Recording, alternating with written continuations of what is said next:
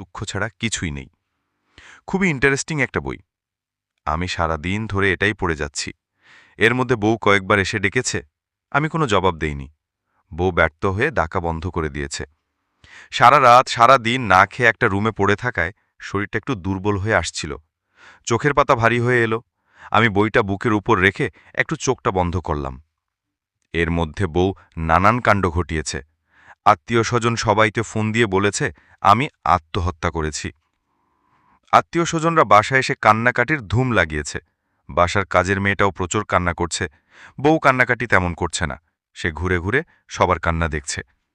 একটু পর কাজের মেয়েকে এসে জোরে একটা ধমক দিল। ধমক দিয়ে বলল, জামাই মরেছে আমার, তোর এত দুঃখ কেন? তুই হাউমাউ করে কাঁদতেছিস কেন? ধমক শুনেই কাজের মেয়ে চুপ। এবার সে কান্নাকাটি রেখে চুপ করে বসে আছে। এর মধ্যে অতি উৎসাহী কিছু সাংবাদিক বাসায় ঢুকার চেষ্টা করছে। বাহিরে ভিড় লেগে গেছে। কোর্ট শেষে আমার কলিগরাও প্রায় সবাই চলে এসেছে। এলাকার মানুষ নানান কানাঘুষা শুরু করেছে। তারা ইতোমধ্যে অপরাধী খুঁজে বের করে তার শাস্তিও দাবি করছে।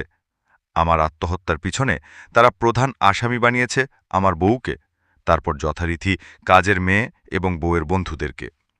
আমার মৃত্যুর চেয়ে এখন তাদের কাছে গুরুত্বপূর্ণ বিষয় হয়েছে স্বামী মরেছে